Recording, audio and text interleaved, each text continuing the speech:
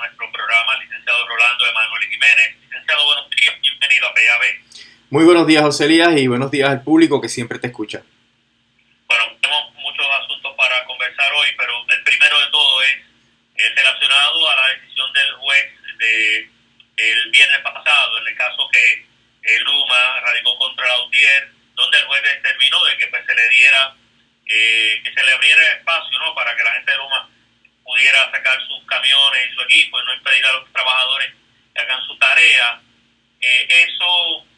Me gustaría un comentario suyo sobre esta decisión, que hasta cierto punto pues tenemos la impresión de que entró el terreno de lo que es la libertad de expresión. Un comentario suyo de entrada sobre este particular. Bueno, José Elías, Luma radicó un entredicho provisional, un interdicto preliminar y un interdicto permanente para supuestamente liberar la entrada a ciertas instalaciones de la Autoridad de Energía Eléctrica para que ellos puedan hacer el trabajo. Ese procedimiento tiene, como mencioné, 3 etapas. La de entredicho provisional no requiere notificación a la parte adversa, a la parte demandada, y se hace normalmente por papeles, por documentos. Y esa determinación, en su inicio, el tribunal la declaró no al lugar porque entendió que no se le había sometido suficiente información en las declaraciones juradas para entender que se iba a ocasionar un daño irreparable. Y entonces el tribunal señaló la vista para el pasado viernes, la vista de interdicto preliminar. Y esa vista pues requiere que se le emplace a las partes demandadas.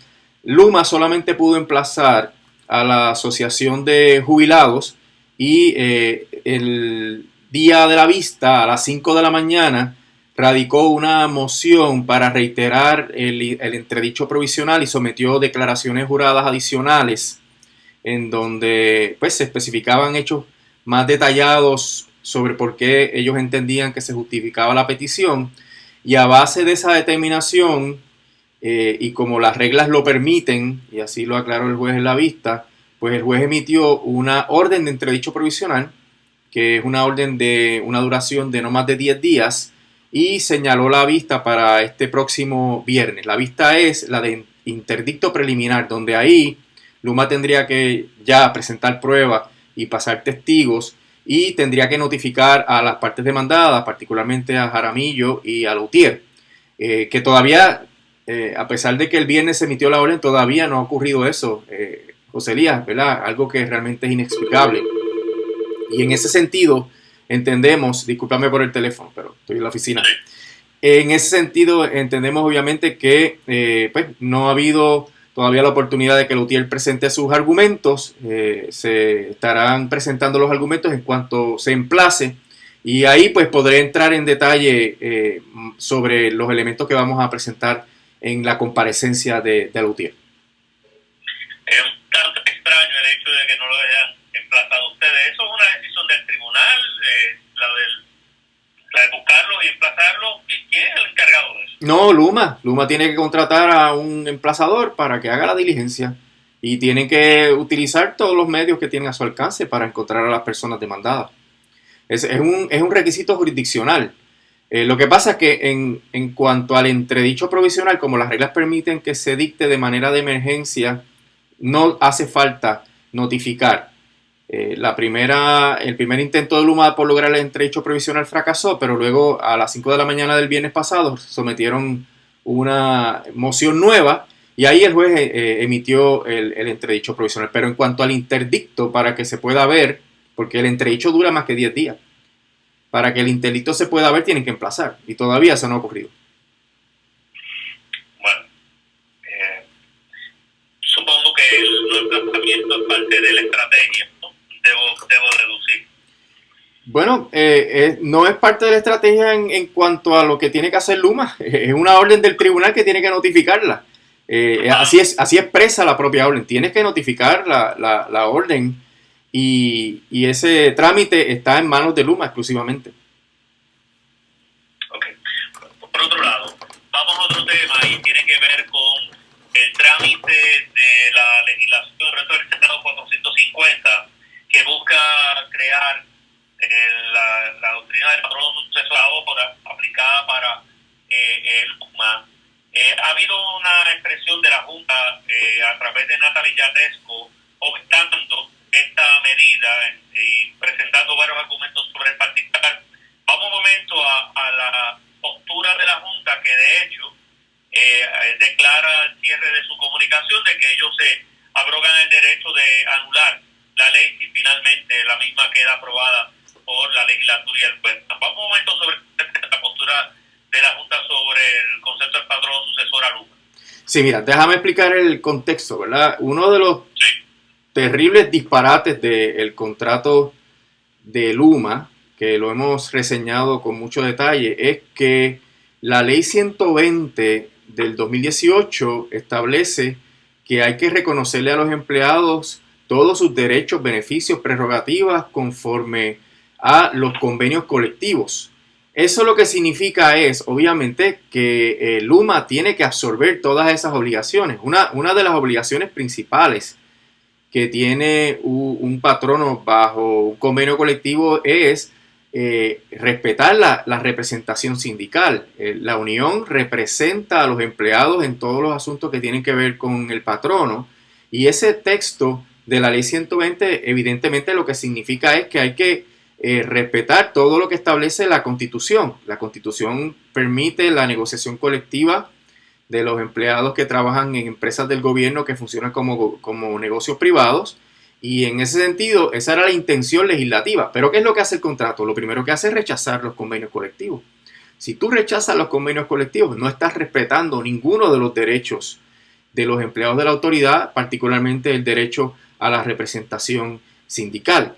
Y en ese contexto es que se han planteado, ¿verdad?, de diferentes ángulos la nulidad de este contrato. Entonces la legislatura, ante esa situación y ante el atropello que ha habido con dilapidar el talento y el conocimiento y la experiencia de los empleados de la autoridad por todo el gobierno, porque has visto cómo han hecho ese disparate de enviar celadores, por ejemplo, a AMSCA, o celadores a trabajar con la orquesta sinfónica, etcétera.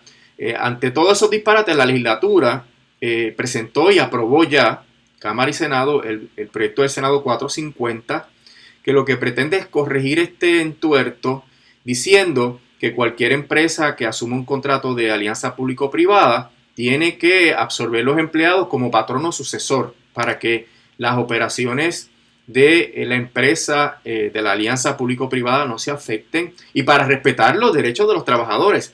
Acuérdate de la Telefónica, José Elías, que la privatización de la Telefónica, que fue una venta, pues los trabajadores se mantuvieron en sus posiciones y se mantuvieron los convenios colectivos, y las uniones siguieron representando a los trabajadores, y aquí no se le cae un canto a nadie, ni al gobernador, ni a la legislatura, ni nada, y se continuó prestando el servicio. En el caso de Luma, pues tenemos este desbarajuste que es cada vez más evidente, en donde Luma no tiene los empleados para operar el sistema eléctrico.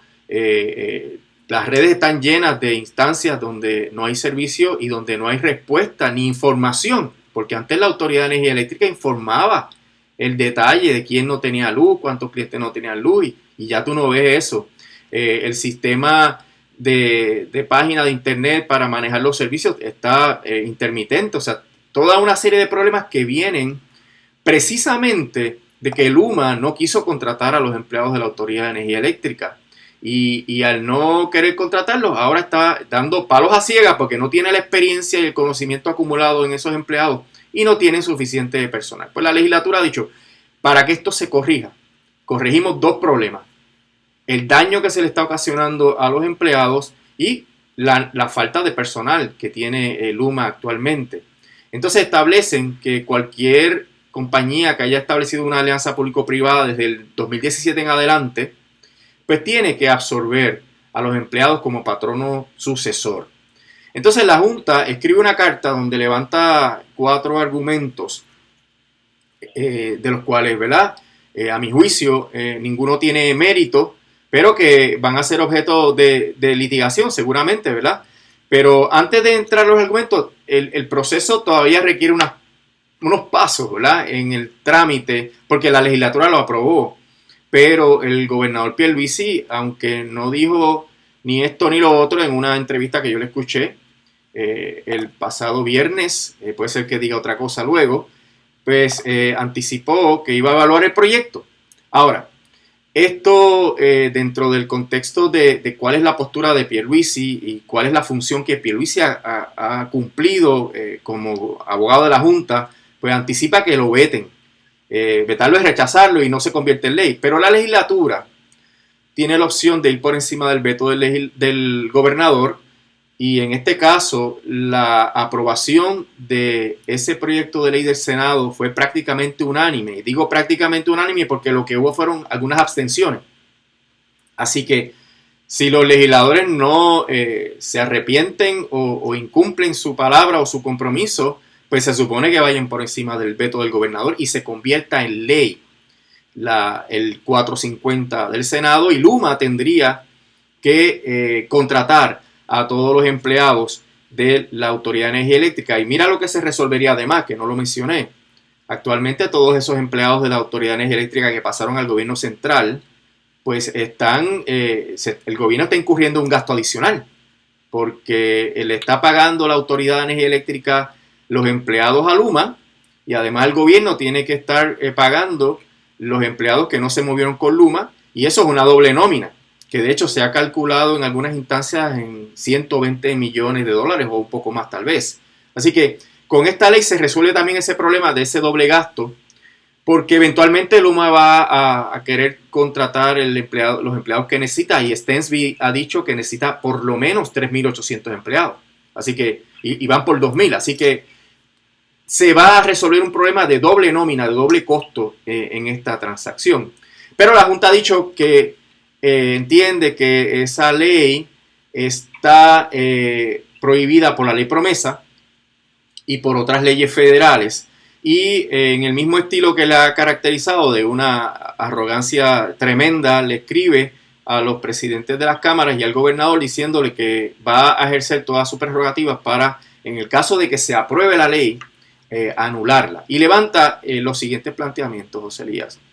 Dice que la ley es un menoscabo de las obligaciones contractuales, y dice que la cláusula que protege las obligaciones contractuales de la Constitución Federal no tiene una excepción que le aplique a esta legislación, y lo deja ahí sin discutir la sustancia de la cláusula de el menoscabo de las obligaciones contractuales y cómo se ha interpretado.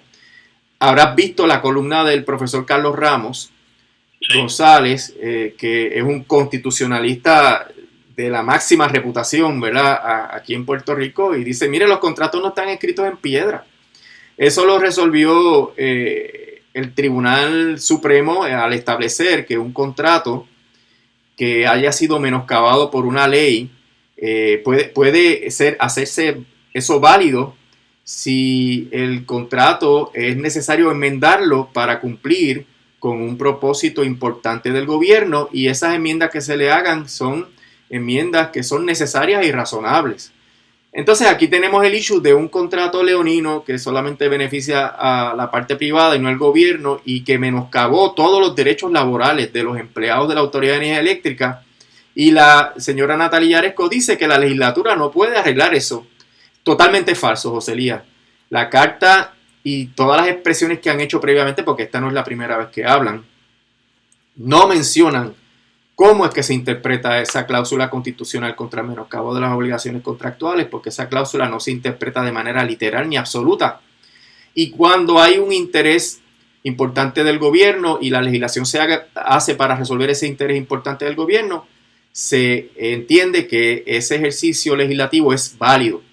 Y tan reciente como en la Ley 7 de Fortuño, eso fue lo que pasó. El Tribunal Supremo de Puerto Rico resolvió que no había habido un menoscabo de las obligaciones contractuales, a pesar de que se violaron todos los derechos de los trabajadores.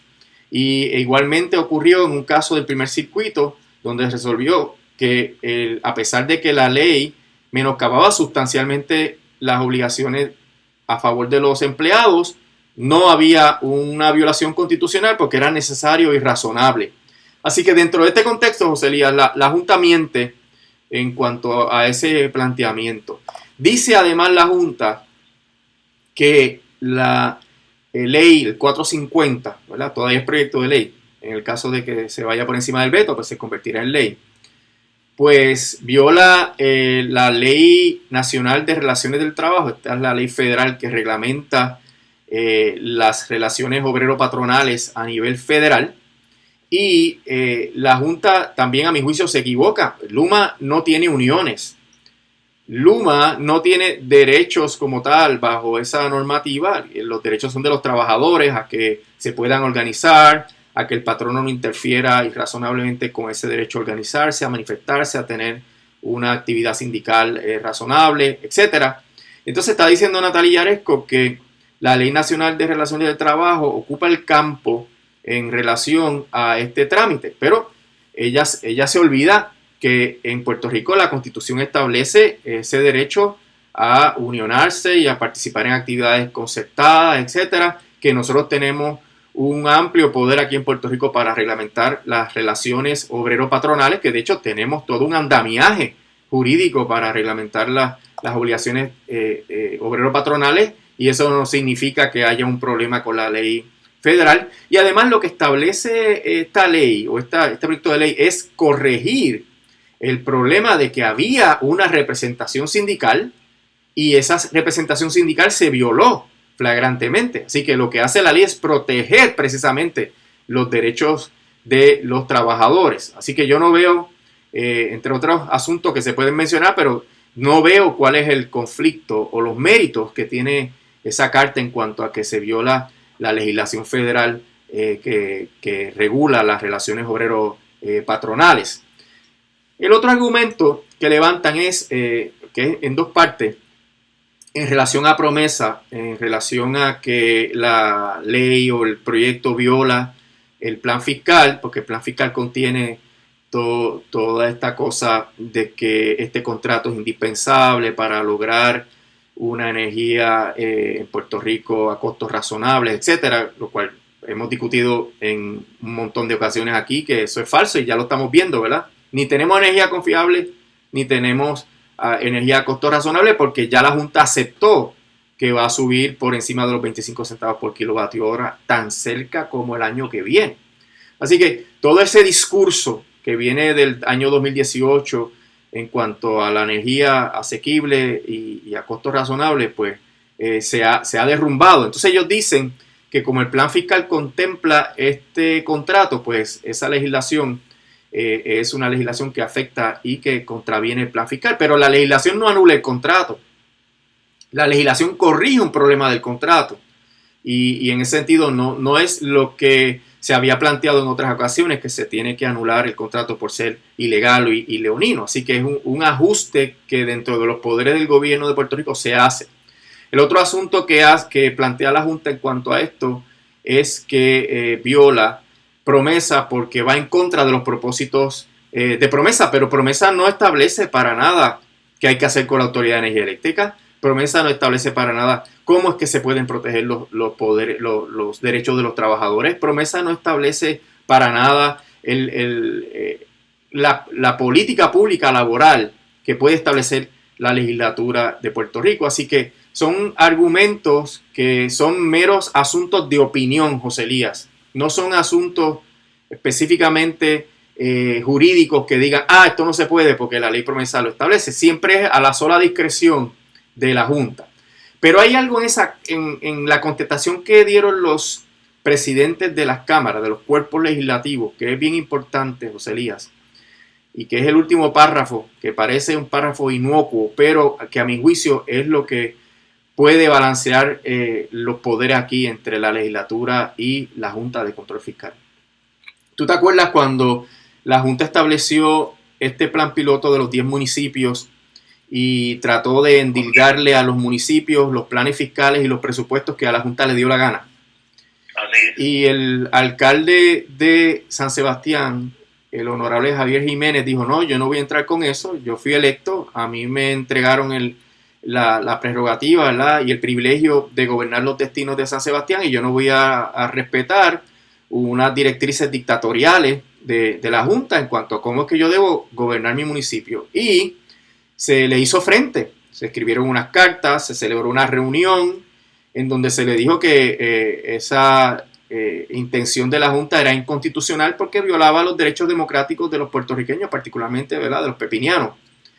Y luego de esa reunión y de un silencio largo, ¿qué decidió la Junta? Se quitó, eliminó el plan piloto, José Elías. Entonces, ¿qué te dice eso? La Junta está muy cautelosa con hurgar en asuntos que sean muy sensitivos en la relación de la Junta de Control Fiscal y el gobierno de Puerto Rico. Y aquí el issue de esta legislación, a mi juicio, atiende una situación tan importante, no solamente para el pueblo de Puerto Rico, los trabajadores, para el gobierno, sino también para la viabilidad política de los legisladores y del gobernador. Es tan sensitivo esto que el issue podría escalar a una confrontación judicial donde la legislatura impugne la ley promesa. Y ese párrafo donde los presidentes de los cuerpos le dicen a Natalie Yaresco, nosotros nos reservamos el derecho de defender las prerrogativas democráticas de la legislatura ante esta imposición, no es un lenguaje gratuito. Lo que está es exponiendo que si, como anuncia Natalie Yaresco en su carta, se va al tribunal, van al tribunal, la Junta, en contra del gobierno para anular esa ley, se podría estar planteando que promesa es inconstitucional porque viola todos los derechos que tenemos, no solo a base de los tratados internacionales y de la Carta de Derechos de la Organización de las Naciones Unidas, sino también a base de la propia Constitución Federal.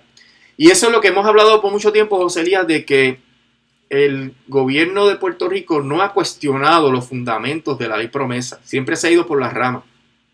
¿Cómo es que se interpreta esto? Si aquí hay un punto, que si aquí hay una coma. Quejándose, el gobierno de Puerto Rico se ha quejado de que las cadenas le están lastimando las muñecas, pero no ha cuestionado la legalidad de que tenga cadena, ¿verdad? Y yo creo que esa metáfora de la época de la esclavitud es bien importante.